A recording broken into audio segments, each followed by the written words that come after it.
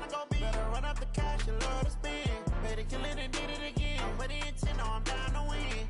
I can't feel bad about it. I know you sad about it. Know you sad about it. Know you sad about it. I just got bags from Prada. Rolling up. I'm in a brand new model. It'll be here tomorrow. I don't got fears or problems. Only got real ones round them. Only got. It take a week to count it. Then I'm back up. Name the place and we.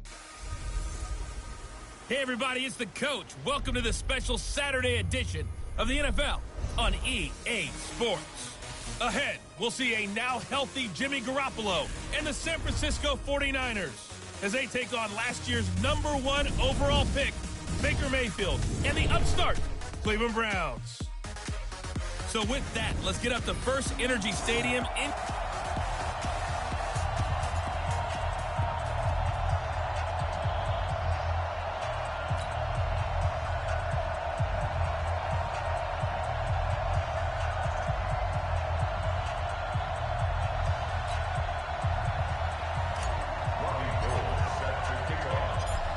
Gold now out to kick it away. This fielded a few yards into the end zone. And he's up past the 20 to the 22-yard line.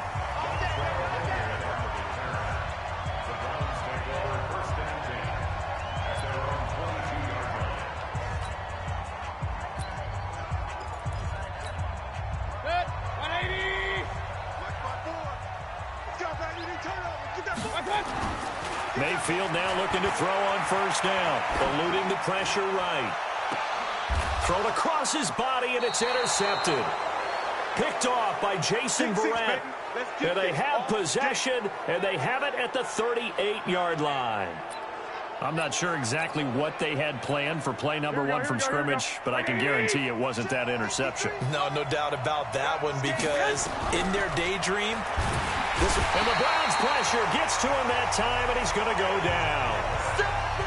In for the sack, Myles Garrett. That's called setting the tone right away. It certainly is, and it lets you know just how important communication is amongst the offensive line. They talk about it all the time, knowing each other's moves. You've got to be coordinated and in sync. Otherwise, your quarterback gets hit. A first carry for the former Falcon, Tevin Coleman. And some room to work. And he gets this one inside the 15, just a yard or two shy of the 10. That one covers 29 yards, first down. Sometimes those lines that are drawn on a grease board or in a playbook, they come to life out on the field, don't they? And we just saw that on that outside handoff to the right. That right tackle, he gets excited for that call, doesn't he? He does, because he just wants to dominate his guy and say, listen, I was the point of attack. I took care of business. That's why you're able to get downfield and add all those yards to your total. Yeah, really nice gain there. And just no chance of turning the corner. He can only get back to the line of scrimmage. 2nd and 10 coming up. I know that speed is the hallmark of today's NFL game, but the key backers set the edge. And now whistles and a flag, and I think we got a jump here. Defense.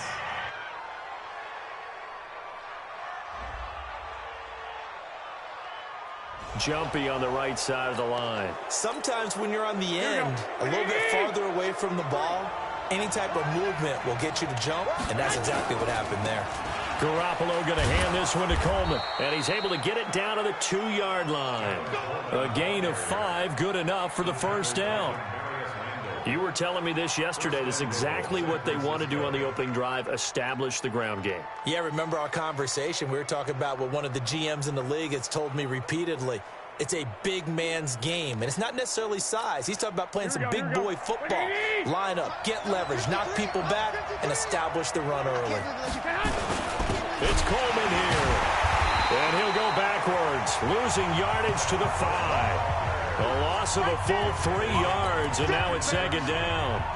That's a really alert defense there because they saw the heavy look come in from the offense, countered it with extra linebackers who brought a little bit of speed and heft, and able to really make a big-time play for their defense. And he'll go backwards, losing yardage to the 5. That'll be a loss of a yard, and it leads to a 3rd down. They need to reverse the trend. The last two plays have gone backwards. Now it's 3rd and goal. On 3rd down, a run from Breida. And they'll get him down here at about the 5-yard line. Only a yard on the pickup there, and it's going to bring up a 4th and goal. That run didn't get very far, and I think when you're looking at his dimensions, he's a little bit on the smaller side. He's counting on the big guys up front to escort him in, and they couldn't create any kind of space for him, could they? Yeah, didn't get the push they needed. CD, you know there were quite a few Bears fans back in January saying, why didn't we hold on to that Robbie Gould guy? Well, it's a legitimate question. 33 of 34 for San Francisco in 2018. The crazy stat of the year, he missed more extra points, 2, than he did field goals, 1, in the 2018 season.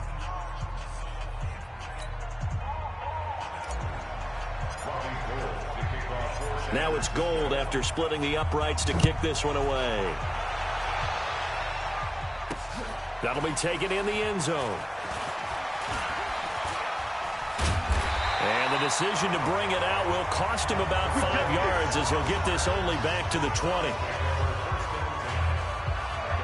There's Baker Mayfield as he and the Browns offense comes back out. And he comes out on the heels of an interception he threw last time they had the ball.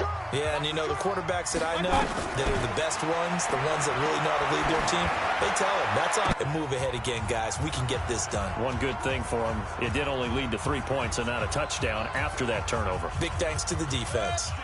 After the incompletion, here's 2nd and 10 from the 20. Mayfield now. Flush to his right. Now the pressure comes and he goes down. Just inside the 10, back at the 9. D Ford in there to bury him for a loss of 11. Second long, now it's 3rd and even longer. They're going in the wrong direction here. Because they're moving them exactly the way they want to, but you're exactly right. Definitely going in the wrong direction for the offensive guys. After the sack, they'll come up now 3rd and long. Yeah, I wouldn't be surprised to see them run the ball here just to try and get some space. And he's going to go down right near the goal line. The officials look at each other. They're going to mark him at the 1-yard line. I don't know why you would do that. It's almost guaranteed points the other way. I mean, I get it if it's a late-game situation, maybe even 4th and inches. But, boy, that's a huge risk to take. Yeah, now they're set up in prime position in there. They're going to wind up holding him at the 2. No gain there, and it's going to set up 2nd and goal. 2nd and goal, and they will try again from the 2-yard line.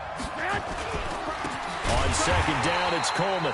And forget about finding a lane. He barely had time to look up before he was planted in the backfield. They'll wind up losing 3 yards here. And that's going to bring up an interesting 3rd and goal. They've been denied touchdowns in the red zone twice already. Here comes 3rd and goal.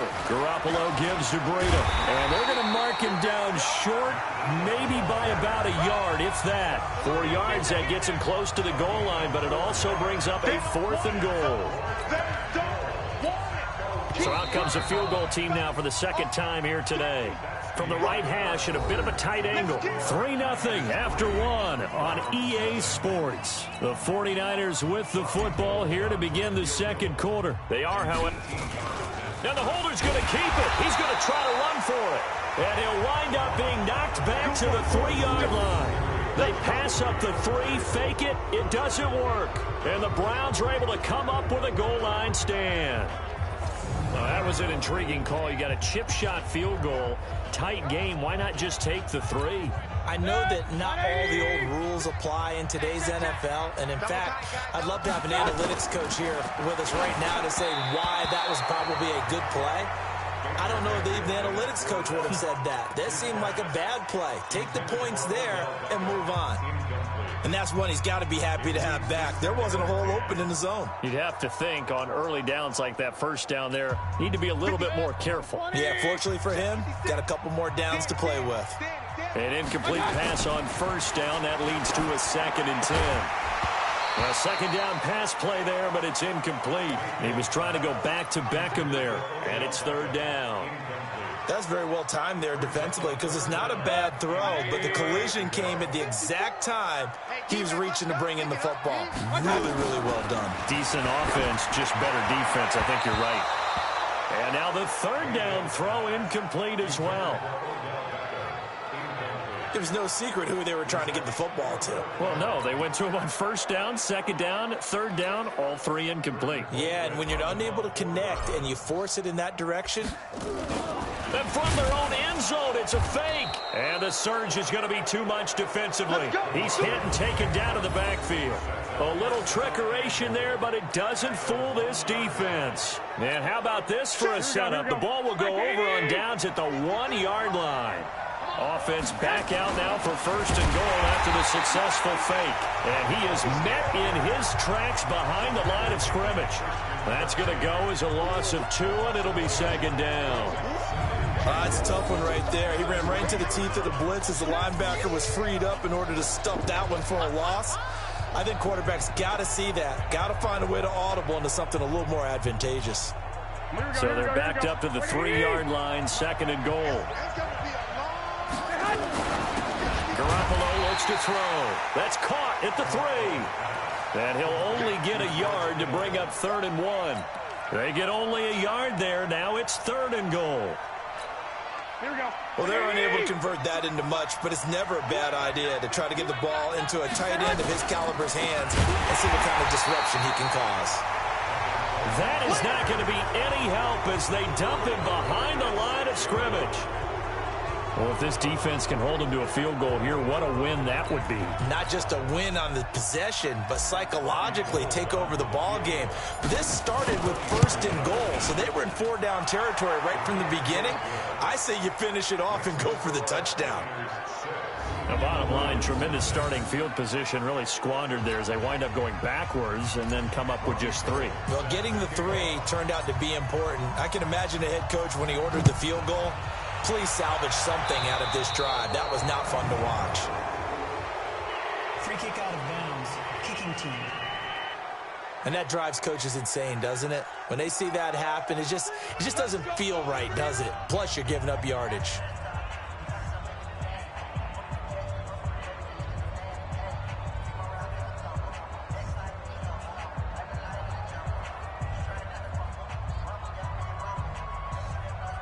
The offense now at the line, ready for their next drive. They've shown very little offensively to this point. Well, neither team has really. And they come up here now, first down. They run on first down as they're able to get this forward for about 4. The tackle there by Richard Sherman. The run got 4. Now they deal with a 2nd and 6. Mayfield hands it off to Chubb. And look at this, for the 2nd straight play, the 49er defense drops him for a loss. That'll set him back with a loss of 3 on the play. And it'll be 3rd down. Up front, the struggles continue for this offense among the line. What can they do? Change the play calling? What? I think part of that, yes, changing some of the play calls, some screens, some draws, some misdirection. You want to run any type of a play that will influence these guys to continue to get upfield and find a way to use that against them and slip things in behind them. So some quick passes can work as well. If you're going to blitz, likely going to leave you in man coverage with this guy, and that is less than ideal. It is, because just about any offense that has an elite receiver, if you blitz and have him in man coverage, you're going to him, even if he has an elite defender on him, because he usually knows where the ball is before the defender does. He'll get the first down and more inside the 20. And down to the 7-yard line. Big yardage there on the scramble. It gets him a first down. Now, those are the ones that hurt defensively. You do everything right. Excellent pressure, good coverage downfield, and then he slips out the back door and turns it into a nice gain. 2 big plays in succession. Not sure this D knows what hit him, but now they got to get ready. It's 1st and goal. They'll run with Chubb. And that'll move him a little closer as he takes it from the 7 down to the 4-yard line.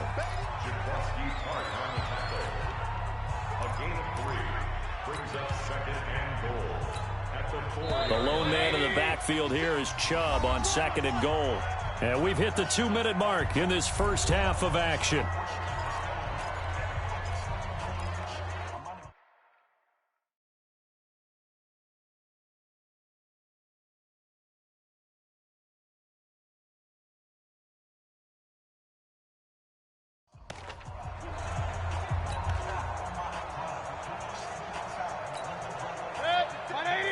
We remind you that coming up at halftime, we'll take you to Orlando and Jonathan Coachman. Coach will have highlights and analysis of this first half. One that's featured. And he's in. Touchdown, Brown.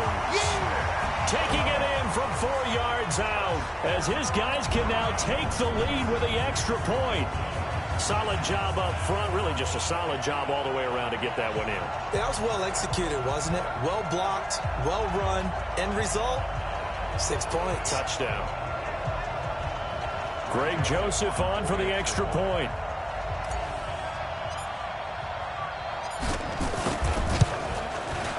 And it's up and good. A drive that time of 6 plays. And Nick Chubb, the one to finish it off, as he does so with a touchdown run.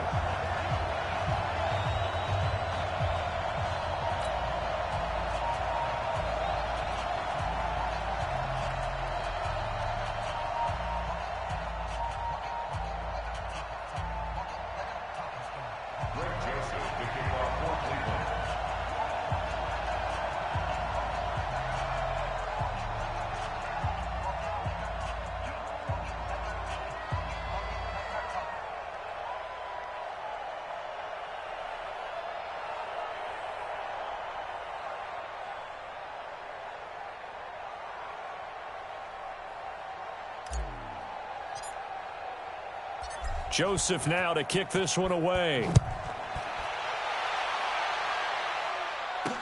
That's fielded in the end zone. And no run back here. This will be a touchback, and it comes out to the 25-yard line.